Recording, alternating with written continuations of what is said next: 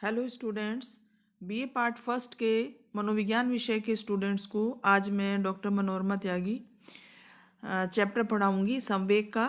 संवेग के सिद्धांत के बारे में हम पढ़ रहे हैं पिछले कुछ वीडियोस में, और इससे पहले मैं आपको बता चुकी हूँ जेम्स लॉज का सिद्धांत, कैनन बार्ड का सिद्धांत, शेस्टर और सिंगर का सिद्धांत।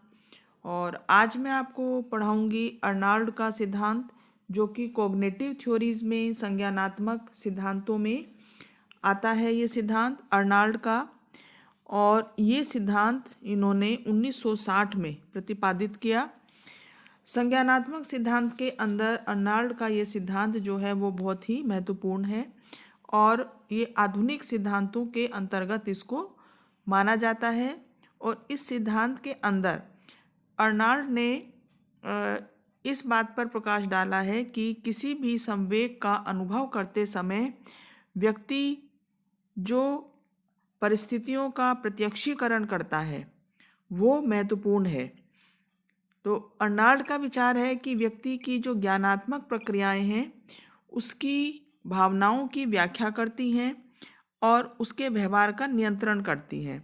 जैसे उन्होंने बताया कि व्यक्ति सबसे पहले जो भी उद्दीपक है उसका प्रत्यक्षीकरण करता है, और यह जो प्रत्यक्षीकरण है या परसेप्शन है 3 आधारों पर करता है। या तो वो उस उद्दीपक को अच्छा समझता है, या उसको बुरा समझता है, या उसके प्रति उदासीन रहता है। तो 3 आधारों पर वह किसी भी उद्दीपक का प्रत्यक्षीकरण करता है। और यदि वह उद्दीपक उसको बुरा महसूस होता है, अनुभव होता है, तो वह उस उद्दीपक को ग्रहण नहीं करना चाहेगा। और यदि वो उद्दीपक अच्छा है तो वो उसे ग्रहण करना चाहेगा। और यदि वो उद्दीपक अच्छा या उसको अच्छा लग रहा है या ना ही बुरा लग रहा है तो वो उसके प्रति उदासीन रहेगा। तो इस प्रकार से 3 प्रकार की प्रतिक्रियाएं वो किसी उद्दीपक के प्रति करना चाहेगा। किसी नए उद्दीपक का मूल्यांकन व्यक्ति अपनी स्मृतियों और अनुभव के आधार पर करता है, बल्कि साथ साथ इस बात से भी प्रभावित होता है कि वो उद्दीपक अच्छा है या बुरा। तो इस प्रकार से इस सिद्धांत के आधार पर अर्नाल्ड ने ये कहा कि उद्दीपक का इस प्रकार का जो मूल्यांकन होता है वो तत्कालिक होता है। तत्कालिक मतलब इमीडिएट, उसी समय, तुरंत, उद्दीपक के सामने आते ही। यह उद्दीपक का मूल्यांकन किसी भी संवेगात्मक उद्दीपक के प्रति दैहिक अनुक्रियाओं, संवेगात्मक अनुभवों और संवेगात्मक अनुक्रियाओं से पहले होता है। मतलब कोई भी उद्दीपक परिस्थिति जब सामने आती है तो व्यक्ति पहले उसका मूल्यांकन करता है। मूल्यांकन करने के पश्चात उसमें अनेक प्रकार की शारीरिक अनुक्रियाएं होती हैं, उसे संवेगों का अनुभव होता है, और संवेगात्मक अनुक्रियाएं उसे संबंधित होती हैं। अर्नाल्ड ने अपने इस सिद्धांत को स्पष्ट करने के लिए एक उदाहरण दिया। जैसे उन्होंने ये बताया कि मान लीजिए यदि कोई व्यक्ति किसी मैदान में पिकनिक मना रहा है और उसे अपनी तरफ आता हुआ कोई सांड या कोई जंगली जानवर दिखाई दे जाता है, तो पिकनिक मना रहा व्यक्ति ये जो परिस्थिति है इसका मूल्यांकन करता है। मूल्यांकन में वो अपनी पुरानी स्मृतियों और अनुभवों के आधार पर ये सोचता है कि वो जो जानवर है वो खतरनाक है या खतरनाक नहीं है, अर्थात वो परिस्थिति पूरी भयभीत करने वाली है या भयभीत करने वाली नहीं है। यदि उसके पुराने अनुभव ऐसे बताते हैं या ऐसा महसूस कराते हैं कि जो जानवर है, जो सांड है, वो खतरनाक है, तो वह तुरंत इस परिस्थिति में ये विचार करेगा कि इस परिस्थिति में रुकना उचित है या नहीं है। वो मूल्यांकन करेगा उस परिस्थिति का। जैसे ही वो व्यक्ति उस स्थिति को खतरनाक समझेगा तो वह व्यक्ति संवेगात्मक परिस्थिति का मूल्यांकन कर लेगा और वहाँ से उठकर वो जाना चाहेगा अपने जीवन को बचाने के लिए। तो इस प्रकार से अर्नाल्ड ने ये कहा कि व्यक्ति किसी संवेग का अनुभव तभी करता है जब वो किसी उद्दीपक परिस्थिति का मूल्यांकन करता है और ये मूल्यांकन जो है वो उसके पूर्व अनुभवों के आधार पर होता है। पूर्व अनुभवों के आधार पर वो ये समझता है कि वो जो मूल्यांकन कर रहा है उस आधार पर वो परिस्थिति खतरनाक है या नहीं, अच्छी है या बुरी है।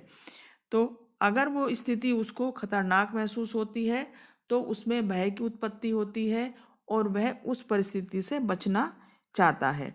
तो संक्षेप में ये कह सकते हैं कि अर्नाल्ड संवेगात्मक परिस्थिति के मूल्यांकन पर बल देती है और साथ ही साथ यह भी विचार व्यक्त करती है और विश्वास करती है कि संवेगात्मक अनुभव और शारीरिक क्रियाएं दोनों का निर्धारण जो है वो मस्तिष्क के विशेष भाग सेरिब्रल कॉर्टेक्स में होता है। तो अर्नाल्ड के इस सिद्धांत के बारे में उसके अनेक साथियों लेजारस और उसके साथियों ने उसके कार्यों को आगे बढ़ाया, शोध से संबंधित कार्यों को। लेजारस का विचार है कि संवेगात्मक उद्दीपक का मूल्यांकन व्यक्ति की संवेगात्मक अनुक्रियाओं का नियंत्रण करता है। मतलब व्यक्ति का जब वो किसी भी परिस्थिति का संवेगात्मक परिस्थिति का मूल्यांकन करता है तो वह उसके जो संवेग हैं, भय है, क्रोध है, उनका वो नियंत्रण करता है। इस प्रकार से उसके साथ साथ यह भी विश्वास है कि भिन्न भिन्न संवेगों में यह मूल्यांकन अलग अलग ढंग से होता है। और लेजारस ने इस प्रकार के मूल्यांकन और वातावरण की अंतःक्रियाओं को भी अपने अध्ययनों में समझाया है। उनका यह भी विचार है कि व्यक्ति की सामाजिक व्यवस्था और संस्कृति भी व्यक्ति के संवेगात्मक प्रत्यक्षीकरण और अभिव्यक्ति को प्रभावित करते हैं। कहने का मतलब यह है कि व्यक्ति जिस समाज में रहता है, जिस व्यवस्था में, सामाजिक व्यवस्था में रहता है और जिस संस्कृति में रहता है, उस संस्कृति में जिन संवेगों का प्रदर्शन अधिक होता है या जिन संवेगों का प्रदर्शन करना वो सीखता है, उसी के आधार पर वह विभिन्न परिस्थितियों का मूल्यांकन भी करता है। जैसे कुछ समाज में क्रोध का संवेग है वो बहुत अधिक देखा गया है, कुछ समाज के व्यक्तियों में भय का संवेग ज़्यादा देखा जाता है। तो समाज और संस्कृति में जो उसने सीखा है, जो जिन संवेगों को सीखा है, उसके आधार पर ही वो परिस्थिति का जो है प्रत्यक्षीकरण करता है। तो इस प्रकार से अर्नाल्ड ने अपना एक ये नवीन संवेग का सिद्धांत प्रस्तुत किया जो कि संज्ञानात्मक थ्योरीज के अंतर्गत आता है। तो स्टूडेंट्स, इस चैप्टर में मैंने आपको 5 संवेगों के सिद्धांत बताए।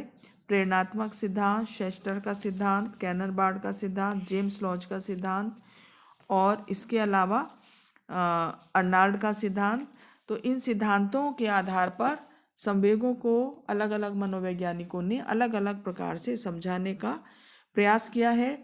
तो ये संवेगों का जो आपका ये चैप्टर है यहाँ पर समाप्त हो जाता है।